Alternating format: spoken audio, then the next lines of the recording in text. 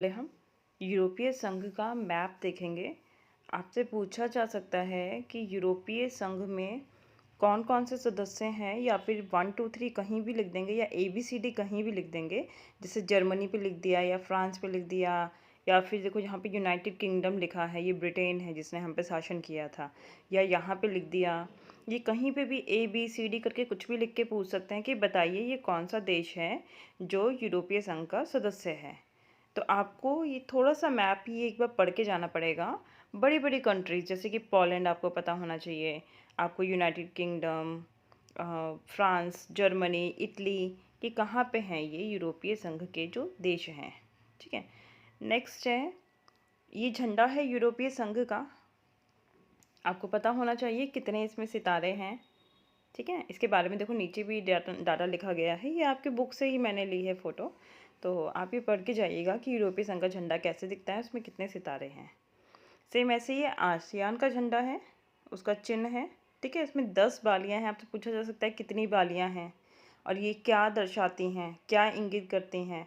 ये आपस में मित्रता और एकता के धागे से बंधे होने को इंगित करती हैं। ठीक है, एकता का प्रतीक है ये। नेक्स्ट, ये CBSE वालों का सबसे फेवरेट वाला कार्टून है। ये चाइना की दीवार के बारे में बताया गया है। चाइना का ड्रैगन है, चाइना की बढ़ती हुई शक्ति विश्व में ये दिखाई गई है। और ये पूछा जाता है कि ये जो आदमी जो रोक रहा है ये कौन है बताओ। तो कई आपकी गाइड्स में, रिफ्रेशर्स में, इन सब में दिया गया है कि ये भारत है जो उसकी शक्ति को रोक रहा है। ठीक है, तो पाकिस्तान के रिश्ते दिखा रहा है इसमें। ठीक है, ये बहुत सारे बंकर जिसके पीछे छुप के फायरिंग की जाती है ना, वो बंकर्स बने हुए हैं।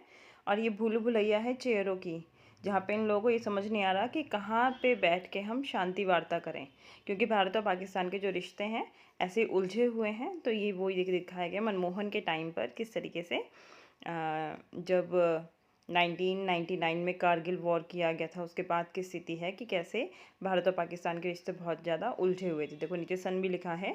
2004 से 14 के दौरान भारत और पाकिस्तान के जो नज़रिए, जो वार्ता होती थी ना उस टाइम पे, उनमें से एक ये नज़रिया दिखाया गया है कि भूल भुलैया जैसी बातें करते थे ये लोग। ये भी इम्पोर्टेंट है। देखो बीच में जो आदमी खड़ा है उसका नाम भी लिखा हुआ है उसके कुर्ते पे, राजपक्षे, है ना।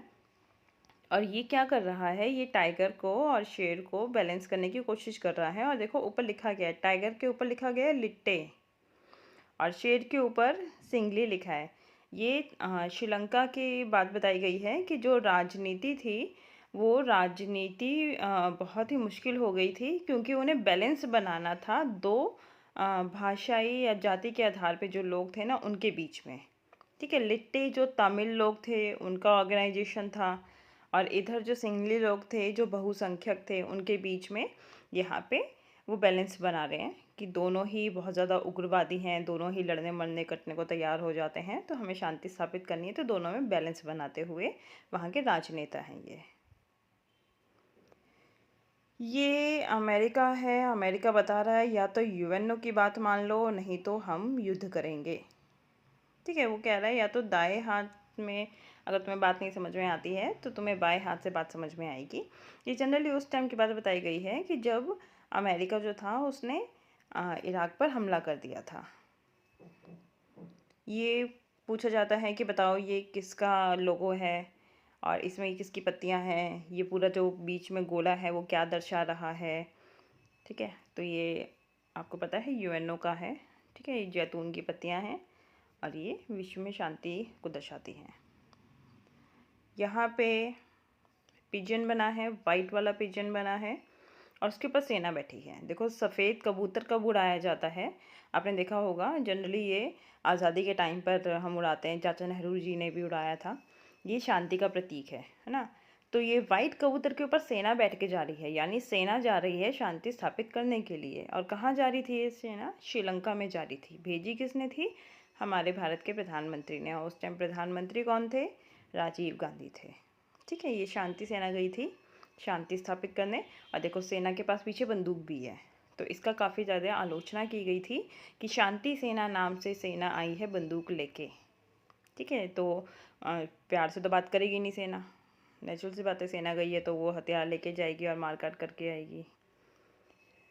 नेक्स्ट है, ये आपका उस वाले चैप्टर में है जिसमें हम सुरक्षा की बात करते हैं कि एक साइड तो आतंकवाद है और दूसरी साइड प्राकृतिक आपदा। ठीक है, ये दो ऐसी चीज़ें दिखाई गई हैं जो आपके अपारंपरिक धारणा की ये दोनों चीज़ें हैं कि प्राकृतिक आपदा भी आजकल बहुत परेशान कर रही है और इसके साथ साथ आतंकवाद भी बहुत ज़्यादा परेशान कर रहा है। देखो, प्राकृतिक आपदा के ऊपर एक वो छोटी सी मुर्गी बनी हुई है, तो ये भी पूछा जा सकता है भाई ये क्या है। तो ये जो बर्ड फ्लू फैल जाता है ना मुर्गियों में, H1N1 फैल जाता है, उसके बारे में बात की गई है। ये आपका पर्यावरण वाले चैप्टर से है। ठीक है, यहाँ पे उंगलियों को चिमनी की तरह दिखाया गया है, विश्व को लाइटर के रूप में दर्शाया गया है, क्योंकि हमारा विश्व अभी फ़िलहाल बहुत ज़्यादा वार्म हो गया है, जल रहा है, धधक रहा है। इसमें ग्लोबल वार्मिंग इतनी ज़्यादा बढ़ गई है कि हमारे यहाँ पे टेम्परेचर बहुत ज़्यादा बढ़ गया है। तो धरती का टेम्परेचर कैसे दिखाया गया इन्होंने, लाइटर की तरह दिखाया गया है। और जो सुरक्षा करने वाले हाथ थे, यानी जो हम लोग हैं, मानव जाति है, वो क्या कर रही है, वो पृथ्वी की सुरक्षा नहीं कर रही है बल्कि और ज़्यादा गैसों का उत्सर्जन कर रही है, जिससे बहुत ज़्यादा स्थिति खराब हो गई है।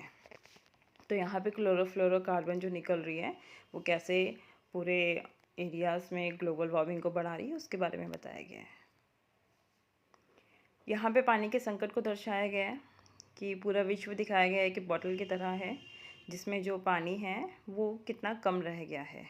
ठीक है, तो पानी को लेके बहुत सारे जल युद्ध भी शुरू हो गए हैं कई देशों में, तो उसी के बारे में यहाँ पे बात की गई है। और आने वाले वर्षों में भी संभावना बनती जा रही है कि जल युद्ध हो सकते हैं। जैसे कि भारत और बांग्लादेश के बीच में जल विवाद है, भारत और पाकिस्तान के बीच में जल विवाद है, तो हमारे जो नदी बह रही हैं उनके ऊपर भी विवाद हो रहा है। ये आपका वैश्वीकरण वाला चैप्टर है। इसमें दिखाया गया है कि कहा जाता था, पहले कहा जाता था कि अपना खाना जल्दी ख़त्म करो, चीन और भारत के भूखे लोग तुम्हारा खाना खा जाएंगे। ठीक है, और अब का आजकल क्या कहा जाता है, अपना होमवर्क जल्दी पूरा करो, चीन और भारत के लोग तुम्हारी नौकरी खा जाएंगे। यानी अब स्थिति बता रहे हैं कि लोगों की आवाजाही अब इतनी ज़्यादा हो गई है कि वो दूसरे देशों में जाके भी नौकरियां ले रहे हैं, तो वहाँ के लोगों को खतरा हो रहा है कि भारत और चीन के लोग जो है हमारे देशों में आके हैं तुम्हारी नौकरी खा लेंगे, इसलिए जल्दी जल्दी अपना पढ़ाई पूरी कर लो। ये भी तुम्हारा वैश्वीकरण वाले चैप्टर में से लिया गया है और ये दिखाया गया है कि कैसे हम दूसरे देश ने हम पे धीरे धीरे करके कब्जा कर लिया है। यहाँ पे वर्ड आएगा मैकडोनलाइजेशन, यानी मैकडोनलीकरण हो गया हमारा, है ना। देखो, ये सारे जितने भी कार्टून्स हैं ना, ये कार्टून्स इंडिया के नहीं हैं, बल्कि हम ये अमेरिका US के कार्टून हैं। तो ये मैकडोनलाइजेशन को दिखा रहा है कि हम जो है उन्हीं की कोक यूज़ कर रहे हैं, उन्हीं के फाइटर जेट्स वगैरह यूज़ कर रहे हैं, उन्हीं की विंडो, जो कंप्यूटर में हम विंडोज़ चलाते हैं वो यूज़ कर रहे हैं। तो उन्होंने क्या किया, हम पे कब्ज़ा कर लिया है, हमें बंधक बना लिया है, हम उनके गिरफ्त में आ गए हैं, तो पूरी तरह से उनके कंट्रोल में आ गए हैं। ये आपकी सेकंड बुक स्टार्ट हो गई यहाँ से। सेकंड बुक में ये है पटेल जी, देखो लिखा भी हुआ है, और ये है एक रजवाड़े के राजा जी। ठीक है, नीचे देखो वो रियासत की जनता है बेचारी, और ये जो राजा जी बैठे हुए हैं ना, वो जनता की कमर के पीठ के ऊपर बैठे हुए हैं, और उनके हाथ में एक बक्सा है, बक्से में विदेशी मामले, प्रतिरक्षा और संचार वाले कुछ चीज़ें हैं। और ये कह रहे हैं नहीं नहीं आप उठिएगा नहीं, आप बैठे रहिएगा, बस ये जो बक्सा आपके हाथ में है ना, ये बक्सा मुझे दे दीजिएगा। यानी पटेल जी क्या कह रहे हैं कि आप बैठे रहिए, जैसे आप अपने राज्य में शासन चला रहे हैं चलाइए, लेकिन जो विदेशी मामला है कि दूसरे देशों से कैसे व्यापार करना है, कैसे रिश्ते रखने हैं, अपनी रक्षा कैसे करनी है, संचार व्यवस्था कैसे करनी है, ये सारा अधिकार हमें दे दीजिए, लेकिन आप चेयर पे बैठे रहिए, आप अपनी सत्ता मत छोड़िएगा। ये वही रियासतों को कैसे इन्होंने बहला फुसला के अपने साथ मिलाया, उसके बारे में बताया गया है।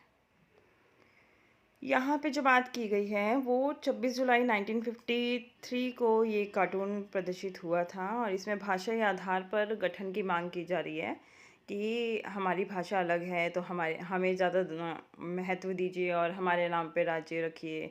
तो ये उसी जद्दोजहद को देख रहे हैं, हमारे नेहरू जी बीच में बैठे हुए हैं कि सब कैसे लड़ रहे हैं कि हमारी भाषा महत्वपूर्ण है, गुजरात को हमारी भाषा रखी पहले। तो ये सब वो दिखाया गया है कि भाषा के लिए स्ट्रगल हो रहा है यहाँ पे।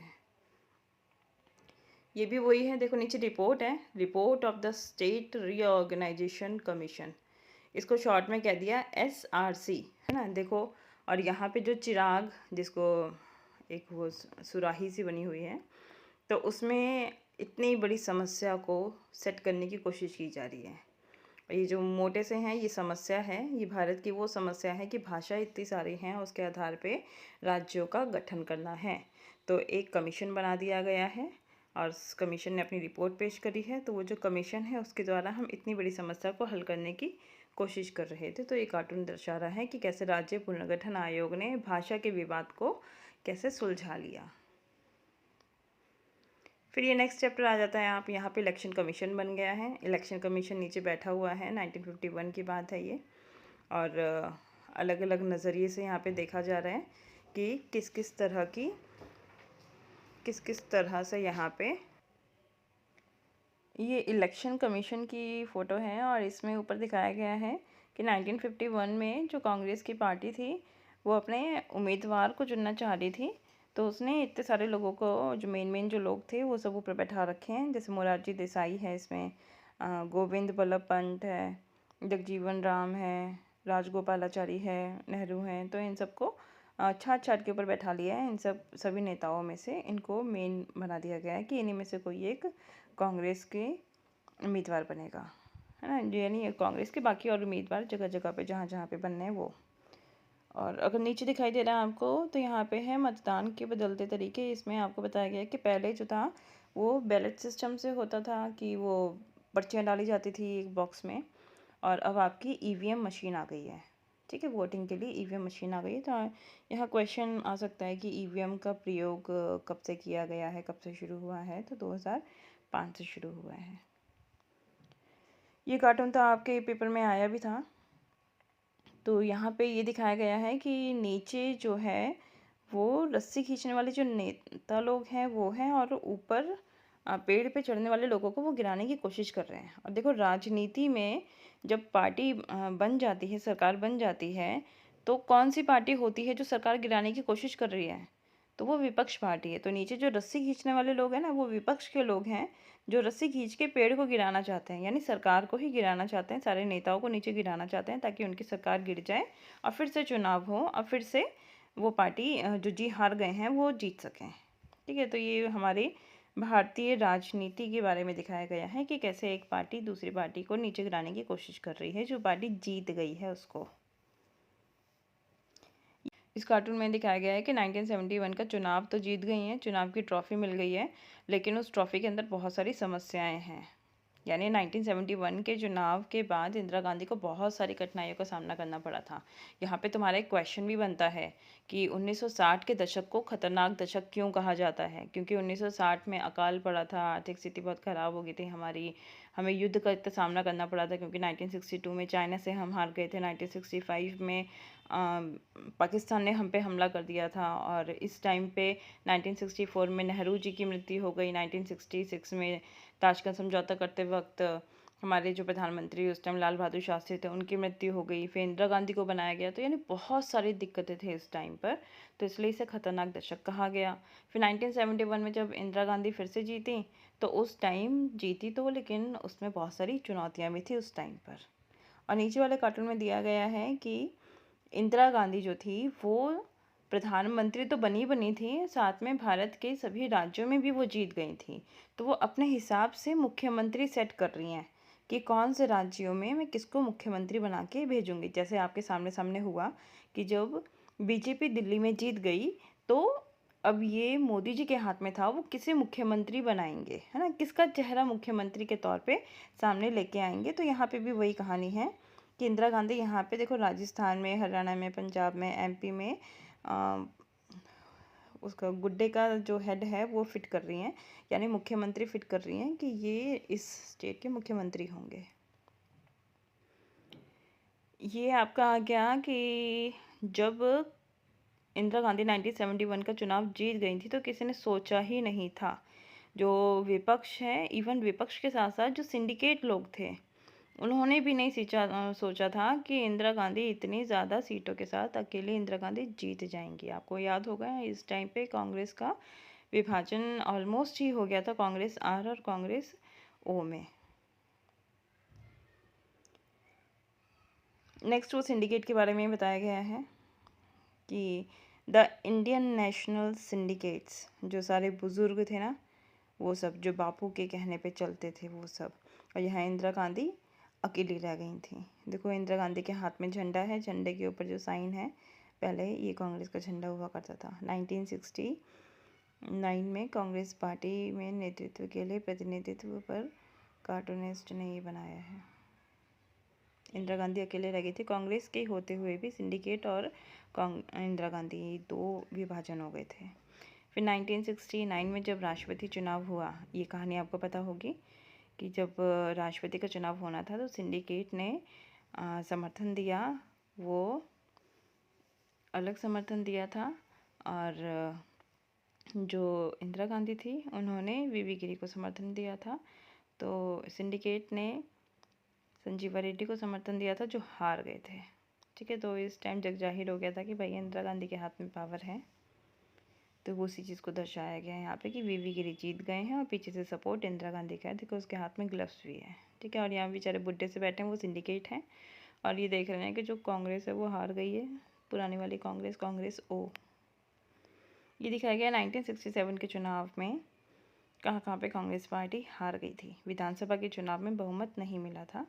तो ये आपके सारे के सारे राज्य हैं, जिसमें पंजाब है, दिल्ली है, राजस्थान, उत्तर प्रदेश, बिहार, वेस्ट बंगाल, उड़ीसा, नीचे मद्रास, केरल, इन सब में नहीं मिला था बहुमत।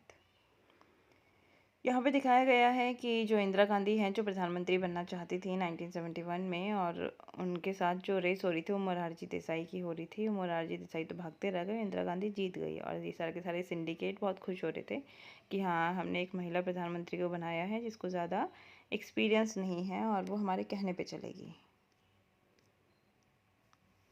और फिर वही जिनको बनाया था उन्होंने ही मैदान साफ कर दिया था। अकेली अपने कहने पे अपने अनुसार चली वो, और उन्होंने सबको पीछे छोड़ दिया था। सबको डस्टबिन में भर दिया, चाहे वो सिंडिकेट हो चाहे विपक्ष हो, सबको सफाया कर दिया, पूरा मैदान साफ कर दिया। ये कार्टून 1980 के चुनाव को दर्शाता है। और इस टाइम तो देखो 1975 में आपातकाल लग गया था। आपातकाल के बाद 1977 में बीजेपी तो नहीं कहेंगे लेकिन भाजपा कह सकते हैं, भाजपा की सरकार बनी थी, यानी जनता पार्टी की सरकार बनी थी। लेकिन जनता पार्टी भी ठीक से काम नहीं कर पाई क्योंकि वो गठबंधन की सरकार थी और कोई एक्सपीरियंस भी नहीं था उन्हें। फिर इसके बाद दोबारा चुनाव हुए और इंदिरा गांधी वापस आ गई और पूरा मैदान साफ कर दिया, क्योंकि उस टाइम हमारे पास, या कहो कि जनता के पास ऑप्शन ही नहीं था। ये भी उन्हीं सब चीज़ों को दर्शाया गया है कि गरीबों की, लाउड स्पीकर से बेचारे सब बोल रहे हैं लेकिन गरीबों के बारे में कुछ कुछ सुन ही नहीं रहा है। वो नेता कह रहा है कि आई कांट हेयर यू, मुझे कुछ सुनाई ही नहीं देता है। और यहाँ पे ये इंदिरा गांधी ये जो अकेली चल रही हैं सब लोगों को पीछे छोड़ के, और ये जनता पार्टी है जो छाता खोलने की कोशिश कर रही है बारिश में, क्योंकि अमरेला पार्टी की उसको कहा जाता है, कांग्रेस की सरकार को अमरेला पार्टी कहा जाता है। बट यहाँ पे इनका छाता खुल ही नहीं रहा है। ये बेचारी कांग्रेस एमरजेंसी इसने लगाई थी जो कि हार गई। ये 1975 में जो एमरजेंसी लगाई थी और 42 बार संशोधन किया था, मीसा कानून लगाया था, सेंसरशिप लगाई थी, तो उन सब के चलते बेचारे कांग्रेस नेक्स्ट चुनाव में हार गई थी 1977 के आम चुनाव में। तो ये उसी को दर्शाया गया है कि विपक्ष खड़ा और जो कांग्रेस के सिंडिकेट्स लोग थे थोड़े बहुत, वो सब खड़े वहाँ पे हंस रहे हैं। ये आपातकाल के टाइम को दिखाया गया है कि वो पानी में आके खड़ी हो गई हैं और सब लोग उधर विरोध कर रहे हैं कि उनके जो केस चल रहा है वो अपनी कुर्सी छोड़ें, कुर्सी छोड़ें। तो यहाँ पे सगना देशानी स्टे का वो ले आई हैं कि मैं तो कुर्सी पे बैठी रहूँगी। राजनीतिक संकट में वो अपने पैर ऊपर करके बैठी हुई हैं कि मैं तो बैठी रहूँगी। तो ये आपातकाल के टाइम का दर्शाया गया है। यहाँ पे जेपी मूवमेंट को दर्शाया गया है। आपातकाल से पहले जब जेपी आंदोलन चल रहा था, हिंसा हो रही थी, जंगल राज चल रहा था, भ्रष्टाचार चल रहा था, तो यहाँ पे जेपी जो थे वो लोकतंत्र बचाने के लिए बेचारे अकेले बैठे हुए थे और बाकी सब नेता बस देख के उनके लिए बातें कर रहे थे और कह रहे थे कि वो अराजकता फैला रहा है, वो देश में अशांति फैला रहा है। जो कि अशांति सच में कौन फैला रहा था ये इनको भी पता था।